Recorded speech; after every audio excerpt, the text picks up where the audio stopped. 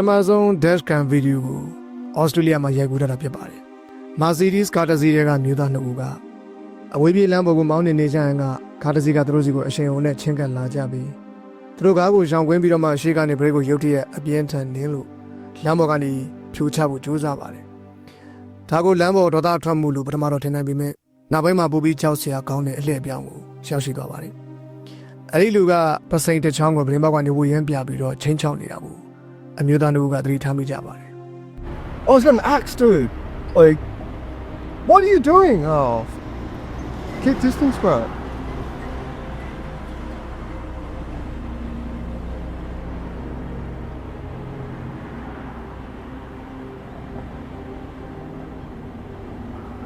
Noise.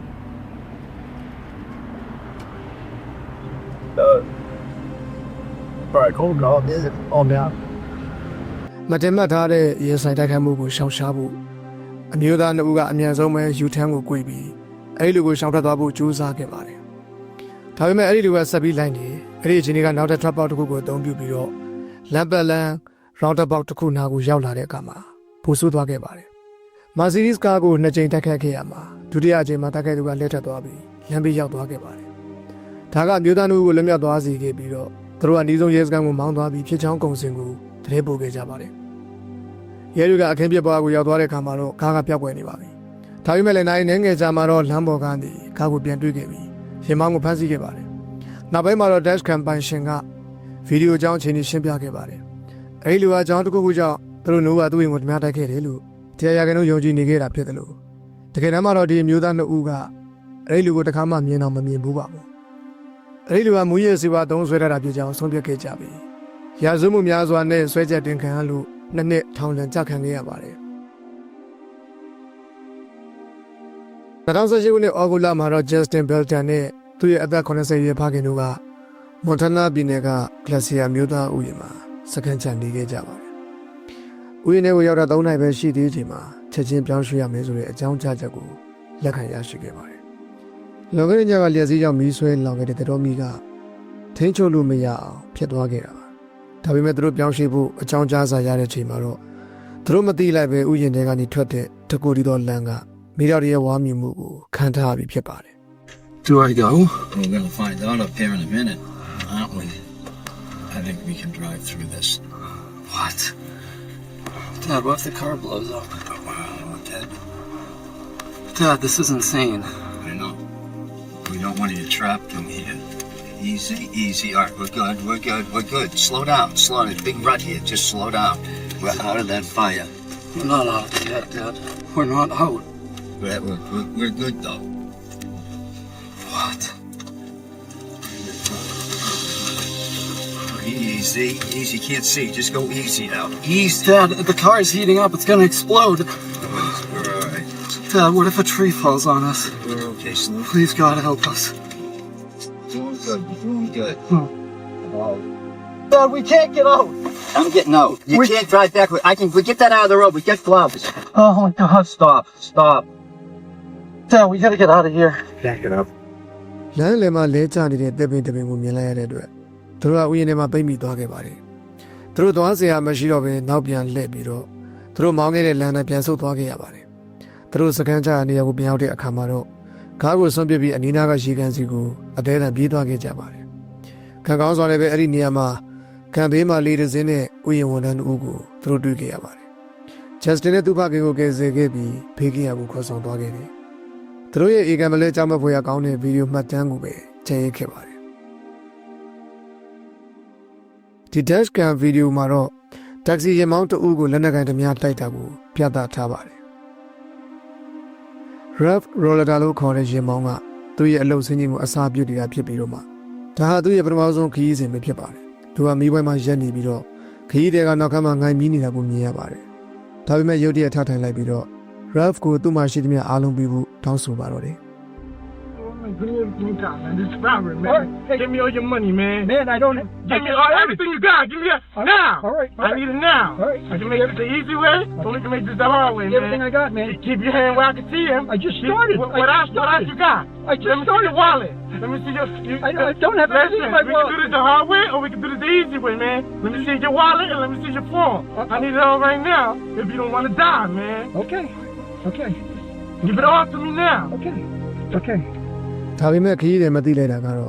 ့သူတို့ရဲ့နောက်ဖက်မီးပွိုင်မှာပဲရေကားတစ်စီးကလည်းရက်နေတာပါ။ဓမြတိုင်းနေချင်းတနေရာမှာသူတို့ကားရက်ထားတဲ့လမ်းမီးပွိုင်ကအစိမ်းအောင်ပြောင်းသွားတာကိုတွေ့ရပါတယ်။ဒါပေမဲ့ကားကမရွေ့တဲ့အတွက်ရဲရရှိကမီးပွင့်ပြီးစစ်ဆေးဖို့ထွက်လာခဲ့ပါတယ်။ဓမြတိုင်းမှုဖြစ်ပွားနေတာကိုရဲရရှိကချက်ချင်းပဲသဘောပေါက်ခဲ့ပါတယ်။ဒါနဲ့ခရီးတွေကိုကားတွေကနေထွက်ခိုင်းပြီးတော့ထိန်းသိမ်းခဲ့ပါတယ်။အဲဒီလူကိုဖမ်းဆီးခဲ့ပြီးနောက်ပိုင်းမှာတော့ရာဇဝတ်များစွာနဲ့ဆွဲချက်တင်ခဲ့ပါတယ်။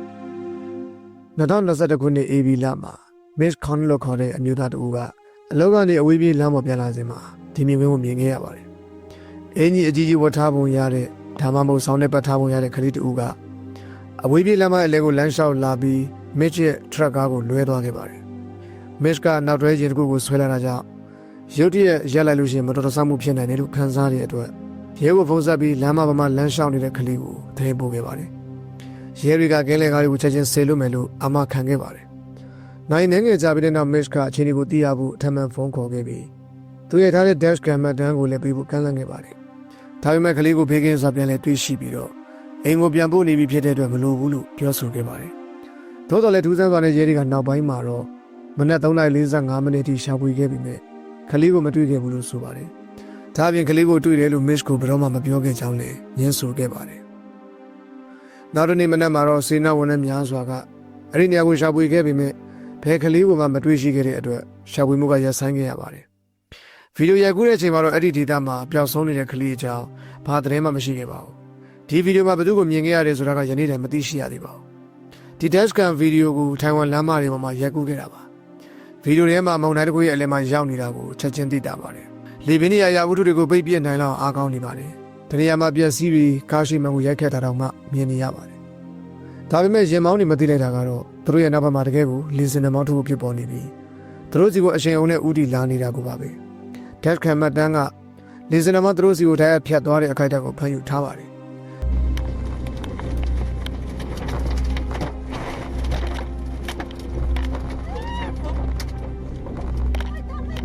လေစင်မောင်ကကားတွေကိုလေးပေါ်မြောက်တင်နိုင်လောက်အားကောင်းလွန်လာပြီးတော့ဒါကိုလမ်းပေါ်ထွက်လာတဲ့ပြောင်းဗန်ကားနဲ့မြင်တွေ့နေပါတယ်။ကားဘေးနေရာမြေပြင်ကနေကြွတက်သွားပြီးလေစင်မောင်ကအရှိန်နဲ့ဆွဲခေါ်သွားတာကိုတွေ့ရတယ်လို့ပြောင်းဝဲသွားတယ်လို့ဖြစ်သွားပါတယ်။ဒါပေမဲ့လေစင်မောင်ကျော်လွန်သွားတဲ့အခါတပင်တပင်ကြားမှာညံ့နေတဲ့ကားကိုလမ်းဝေးကြီးမှာမြင်တွေ့ရပါတယ်။ပိုပြီးဆိုရင်စရာကောင်းတာကတော့လမ်းရဲ့ညာဘက်ချက်မှာလေစင်မောင်ကလွင့်စင်သွားတဲ့သူဖြစ်ပါတယ်။ကံမကောင်းစွာနဲ့ပဲအဲ့ဒီအမျိုးသမီးကပြင်းထန်တဲ့ဒဏ်ရာတွေရရှိခဲ့ပြီ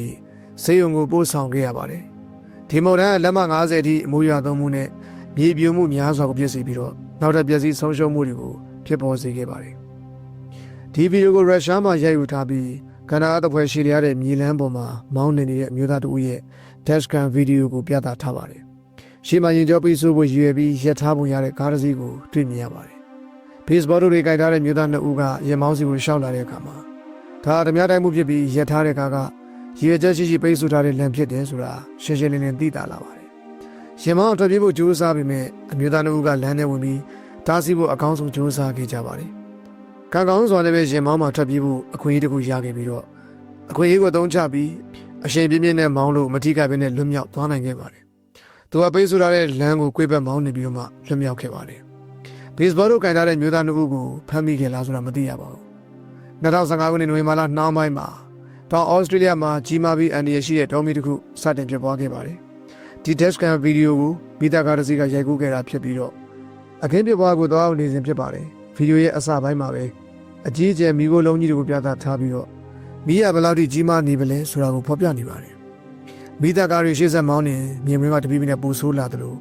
မိသားကားတွေရနားရတဲ့ထိဖြစ်လာခဲ့ပါတယ်။အဲဒီနောက်မှာတော့မိသားကိုယ်တိုင်ဟာသူတို့စီကိုစိတ်မဆမ်းမြေ့စရာကောင်းလောက်အောင်အရှင်အောင်နဲ့ပြန့်နှံ့လာနေတာကိုအဝေးကနေမြင်တွေ့ရပါတယ်။